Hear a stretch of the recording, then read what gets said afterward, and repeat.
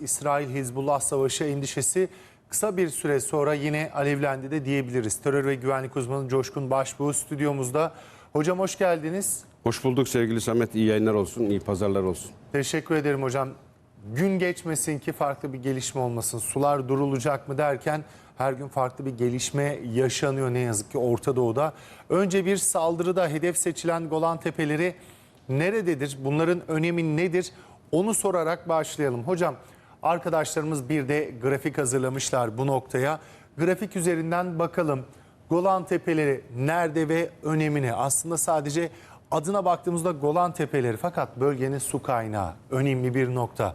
İsrail'in işgali altında, çünkü İsrail toprakları değil, İsrail gerçek anlamda işgal etti. Amerika da bunu neredeyse destekledi, kabul etti diyebiliriz. Hemen bakalım. Bakalım.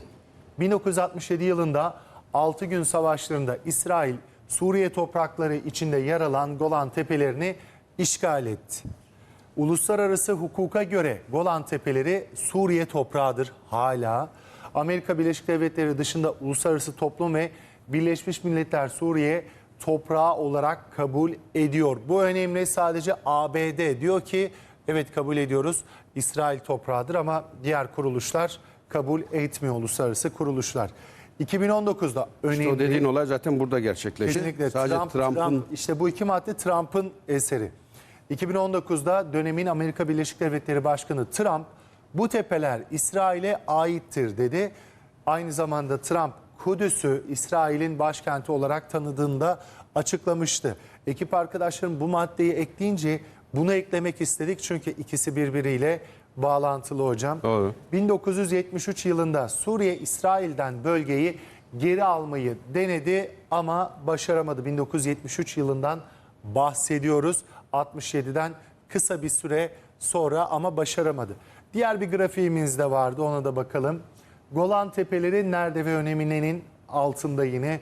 Golan Tepeleri Şam'a 60 kilometre uzakta. Şimdi haritayı gösterebilecek miyiz? Mert'ten rica edeceğim. Hocam biraz arkanızda kalıyor ama Golan Tepelerin tam olarak nerede olduğunu. Şu taralı alan. İsrail'in işgal altında da çoğu olan, neredeyse hepsi sınırları. Burası Suriye orada. Siz anlatın hocam, ben devam edeyim. Şimdi o zaman grafikten müsaade edersen gidelim. O Tarihi zaman ben grafiği kronolojiyle tamamen anlatayım. öyle yapalım. Yeri önemli, Ürdün'e, Lübnan'a, Suriye'ye sınırı olan bir nokta Golan Tepeleri.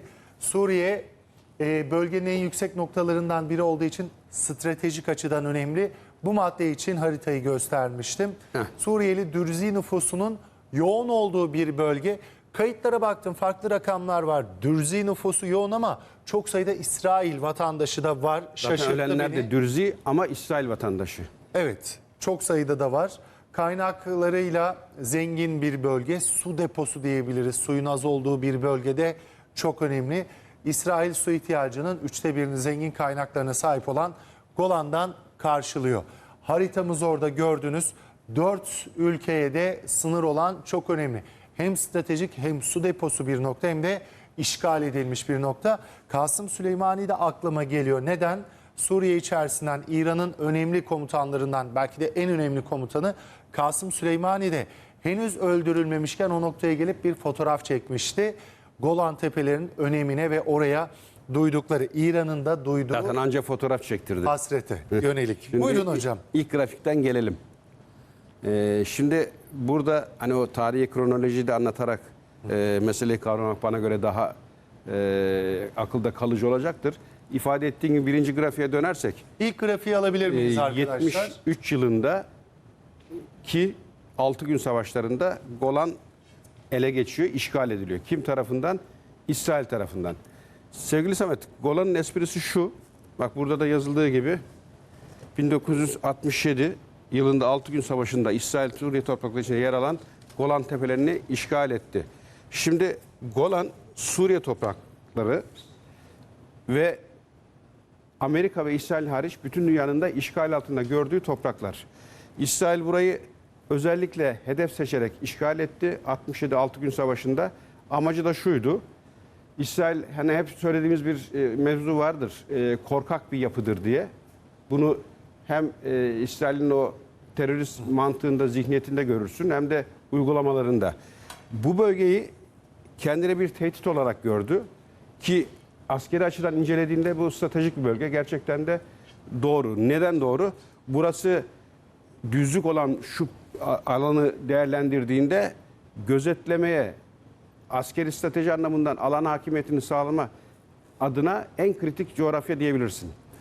Lübnan, Ürdün, Suriye ve İsrail'in 4 ülkeye birden gözetleme imkanı sağlayan tepelik bir bölge. Dolayısıyla asker anlamından baktığından eğer güvenliği ve hakimiyeti ele geçirmek istiyorsan bu bölgeyi elde tutmak zorundasın. İşte birinci 48'deki Arap-İsrail Savaşı'nda buradan ciddi tehdit alan İsrail özellikle Suriye'nin bölgeye yapmış olduğu saldırılardan korunmak maksadıyla Golan'ı muhakkak almalıyım gibi bir edebiyat üretti kendince. İşte 67'deki 6 gün savaşında fırsat bilerek buradaki coğrafyaya deyim yerindeyse çöktü. Normalde bu Suriye toprağı. Zaten 6 gün savaşının esprisi şu, 48'den sonra toprakların en çok büyüttüğü savaş o savaş. Neredeyse 3 katı oranında büyüyen bir İsrail gördük. Golan da bunun içinde. Golan'ın birinci özelliği askeri anlamda stratejik bir coğrafya olması. İkinci büyük özelliği de yine aynı şekilde senin az önce ifade ettiğin gibi su kaynakları. İsrail'in iki konuda büyük handikapı var. Bir su, iki enerji. Bu dışa bağımlılığı azaltmak için ve su sorununu çözmek için de İsrail için aslında bir fırsattı bu. Fırsata çevirdi. Ve su ihtiyacının neredeyse 1/3'ünü ki bana göre daha fazla bu bölgeden Celile Gölü en kritik alan bütün o havzanın toplandığı bir su kaynağı. Orayı elde etmek adına Golan'ı işgal etti. Yine şu sıralamayla gidersek az önce ifade ettik. Uluslararası hukuka göre Golan Tepeleri Suriye'nin topraklarıdır. Bunu sadece Amerika evet burası İsrail toprağıdır diye sözde onayladı. Onun da mimarı Trump. Yani Trump'ın o Kudüs'ü başkent etme... Müstakbel başkanlardan olabilecek. Evet, bu Kudüs'ü başkent ilan etme döneminde gene burayla ilgili de evet kardeşim biz tanıyoruz burası İsrail toprağıdır diye karşılığı olmayan bir çıkış gösterdi. Ama burada bütün dünyanın kabul ettiği gerçek dediğim gibi burası işgal altında bir topraktır ve Suriye'ye aittir. Birleşmiş Milletler dahil bu görüşte. Şimdi bölgede Arap-İsrail savaşlarına baktığın takdirde sevgili Samet 3 tane büyük savaş ardından da işte çatışmaların olduğu bir karanlık dönem görüyorsun. 3 çeyrek asırdır süren. 73 Yom Kippur diye de adlandırılan o savaşta Suriye burayı denedi. Buraya bir karşı atak geliştirdi ve ele geçirdi. Ama Amerika'nın yardımları işte İsrail'e olan destekle birlikte tekrar bu bölgeyi İsrail kontrol altına aldı ve o gün bugündür bu bölge İsrail kontrol altında ve maalesef işgal edilmiş vaziyette. Bu bölgenin bir askeri anlamdan stratejik bir bölge olduğunu söyledik ki İsrail'in mantığı şöyle işliyor. Aslında askeri açıdan incelediğinde doğru bir teori. Suriye'den gelecek her türlü saldırı artı bütün bu alanı kontrol etmek maksatlı bu dağlık bölgeyi elde tutmalıyım ve kendimi güvende hissetmeliyim. Bunu ele geçirdikten sonra da burada askeri yapılanmaya gitti ve gerçekten şu an burada hani Ürdün, Suriye, Lübnan konusunda da bir askeri anlamda üstünlük varsa bu Golan Tepeleri sayesinde. İsrail bununla birlikte şunları da bana göre bir kazanç olarak kendine sömürge anlamında katkı olarak sağladı. Burası çok aynı zamanda yeraltı kaynakları da olan bir bölge. Tarıma çok elverişli bölge ve turistik maksatlı da gene kullanılan bir bölge. Yani baktığında sevgili Samet, İsrail'in buradan birçok kazanım elde ettiğini görebiliyorsun. Ama işgal ederek. Şimdi eninde sonunda inşallah bu adalet işleyecek. Onu bir kere hatırlatmakta fayda var. Böyle bir durumda bu toprağın gerçek sahibi olan Suriye'de herhalde topraklarına kavuşacaktır. Şimdi vurulan yer bura. Neden Golan? Sorusu çok soruluyor dünden beri. Kesinlikle. Ben de onun için aslında yanınıza geldim. Siz de yorduk. Harita burada, maddeler orada. İleri geri yapıyorsunuz hocam. Golan Tepelerinin aslında öneminin ne olduğunu hep birlikte anlamış olduk. Çok değerli, çok önemli. Şimdi şunu da soracağım. İsrail geride kalan aylarda, haftalarda Lübnan sınırına hemen bu kuzey noktasına askeri yığınak yaptı diyebiliriz. Çünkü Lübnan'da Hizbullah var ki güçlü bir Hizbullah var o noktada. Lübnan Hizbullah'ı. Şimdi buraya yaptı yığınağını, her şeyini hazırladı. Ama geriye baktığımız 9 ay, neredeyse 10 ay diyelim. 10 ay boyunca buradaki Golan Tepelerinde sivil halka yönelik Lübnan'dan, Hizbullah'tan hiçbir saldırı gelmedi. Neden? İsrail bütün Amaca da uygun değil zaten. bütün hazırlığını yaptı, etti. Sonrasında Hizbullah'ın kabul etmediği bir saldırı Golan'a gerçekleşti. İsrail bir neden mi arıyor kendine? Soru Bravo. işareti Zaten bu. cevabını verdin. Ama biz biraz açalım. Dediğin gibi şu sınırda sınır çatışmaları diyeceğin o füzeli al gülüm ver gülüm 9 aydır bizim seyrettiğimiz bir tablo. Ne zaman Gazze'yi unutturmak isterse İsrail hemen ilk başvurduğu alan burası oldu. Bir anda herkes Lübnan'ı konuştu. Bir anda herkes Gazze'yi unuttu. Ve acaba Lübnan'la savaş sıçrıyor mu? Hep bunu tartıştık. Bugüne kadar bu hep işledi. Ama en son hani Lübnan tarafından yapıldığı iddia edilen saldırıda ormanlar yandı, köyler boşaltıldı ve dediğin gibi İsrail 2 tane buraya ben hep terörist varlık diye adlandırıyorum. Öyle askeri yapıyla isimlendirmenin doğru olmadığını düşünüyorum. 2 tane terörist unsuru Tugay diye adlandırılan yapıyı buraya getirdi. Ve 2 tane general kılıklı terörist dedi ki biz dedi Lübnan'ın yaptığı saldırıya ağır cevap vereceğiz. Harekat planları hazır, emir bekliyoruz dedi. Nereye? Lübnan'a girmek için. Şimdi biz o gün bugündür hep bunu konuşuyoruz. Girdi girecek, oldu olacak, oluyor mu olmuyor mu? Bir anda ne tesadüf ki Netanyahu onur konuğu olarak tırnak içinde o alçakça düzenin sorguladığımız düzen içerisinde Amerika'ya bir ziyaret gerçekleştirdi. Bir tiyatroya şahitlik ettik. Netanyahu daha dönmeden yine ilginç bir şekilde Golan Tepelerine saldırı düzenlendiği söylendi Hizbullah tarafından ve bunun sonucunda da futbol oynayan gençler arasında dürzi olan ama İsrail vatandaşı olan can kayıplarının yaşandığı dünyaya duyuruldu. Ve bir anda İsrail'den hani bence daha önce çizilmiş, yazılmış senaryo gereği açıklamalar duyduk. Ne dedi Kantz? Dışişleri Bakanıyım diye gezen bir başka terörist katil. İsrail, Lübnan'da dedi çok büyük bir dedi savaşa dedi hazırız ve dedi orantısız bir şekilde cevap vereceğiz dedi. Bu çok önemliydi. Niye? Çünkü 2006'da Lübnan'a Hizbullah üzerinden yürütülecek o savaşta şöyle bir denklem kuruldu İsrail tarafından. Aynı mantıkla siz dedi sadece sınır bölgesinde Hizbullah diye okuyorsunuz meseleyi dünyaya ama iş öyle değil. Bütün Lübnan bizim için askeri hedeftir dedi. Ve gücü yetseydi plan oydu. Yani Lübnan'ı dümdüz etmeyi düşünüyorlardı Gazze'de yaptığı gibi. Ama 2006'da burada ağır bir darbe aldı ve feryat figan teslimiz kabul ediyoruz diyerek çatışmaları sonlandırdı ve geri çekildi. Şimdi aynı İsrail bu bölgeyle ilgili bu saldırıyı bahane ederek yeni bir saldırının eşiğinde olduğunu söylüyor. Ne hikmetse Netanyahu Amerika'dayken bu olay gerçekleşiyor ve Netanyahu hemen oradaki danışmanlarıyla acil toplantı yapıyor. Dünkü haberlerdi bunlar. Ve dönerken de şöyle bir cümle kullanıyor. Amerika'dan gereken desteği aldık. Lübnan konusunda acil toplanıyoruz ve savaş tamtamlarını çalıyoruz. Bir katkıda bulunayım. Amerika Birleşik Devletleri'ndeki ziyaretlerini de yarıda keserek dönüyor. Öyle Saldırının diye ardından açıklamalar geliyor. Biz elimizden geleni yapacağız. Hizbullah yaptı diyorlar. Gerekenin karşılığını vereceğiz diyorlar. Topyekun bir savaşa mı hazırlanıyor İsrail Lübnan'a, Lübnan Hizbullah'ına karşı? Zaten sevgili Samet biz hani genel böyle bölgeyi değerlendirirken şöyle bir değerlendirme yaptım ben iyi hatırlıyorum. Burada İsrail'in amacı Netanyahu üzerinden savaşı Lübnan'a sıçratmak. Dolayısıyla Gazze'yi arka plana düşürmek, konuşturmamak ve Lübnan üzerinden savaşı da bölgeye yaymak. Peki ilk adres nereydi? Lübnan'dan sonra beklenen yer Suriye'ydi. Peki Suriye'de önümüzdeki günlerde yaşanacak olan gelişmeler neler?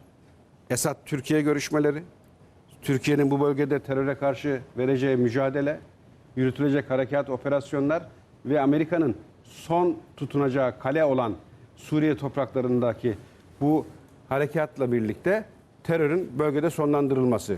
Bu şu demek, terör eşittir Amerika, Amerika eşittir terör olduğu için Amerika'nın bölgede varlığının sonlanması demek. Şimdi bunu örgüt üzerinden her türlü yolu denedin, olmadı. Bir takım siyasi manevralar yaptın, düzmece seçimler vesaire, o da olmadı. Bölge gidiyor elden. O zaman ne yapmalı?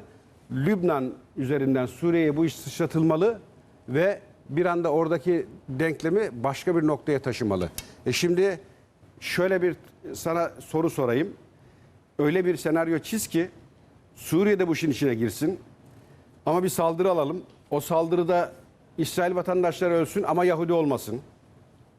Ve bunu da biz Hizbullah'ın üzerine yıkarak yeni bir, en başta söylediğin soru, gerekçe yaratarak savaşı bir anda iki ülkeye birden yaymış olalım. Bilin bakalım bura neresi dediğinde hemen Golan'ın o saldırıya uğran bölgesi olduğunu net görebiliyorsun. Şimdi devam edin ama kısacık bir hatırlatma izleyicilerimiz için de. Dürzüler şimdi kimdir diyelim. Dürzüler sizin dediğiniz gibi İsrail vatandaşı oluyorlar. Bu noktada yaşıyorlar. İsrail vatandaşları ama Yahudi Anayasası'na göre şöyle: İsrail vatandaşı ikinci sınıf vatandaş. Direkt yasada böyle geçiyor. Yahudi olmadıkları, İsrailli olmadıkları için ikinci sınıf vatandaş olarak geçiyorlar. Bunu hatırlatalım. Kesinlikle. Biraz önce söylediğinize istinaden. Çünkü İsrailli Yahudi olmasın, ölsün diye bir senaryo çizdiniz ya hocam. Amerika Birleşik Devletleri yetkililerinin de bir açıklaması var. İsrail Hizbullah savaşından endişeliyiz açıklamasını yaptı. Hem bu açıklamayı hem biraz önce anlattığınız senaryoyu nasıl okuyorsunuz? Bunun hemen yanında artık İsrail-Lübnan savaşı an meselesi desek hüsnü kuruntu ya da kötü bir cümle, gereksiz bir anda kullanılmış bir cümle mi kullanmış oluruz, yoksa artık çok yakın mı? Şöyle sondan başlayalım. Öyle gereksiz cümle olmaz. Yakın olduğunu söyleyebiliriz ama hani bugünden yarına mı, hemen mi, yoksa 3 hafta, 5 gün sonra mı, bunu kestirmek zor. Şimdi açıklamalara ve gelişmelere göre ancak değerlendirme, yorum yapabileceğiz. Ama şu kesin, burada bir tiyatro oynanıyor.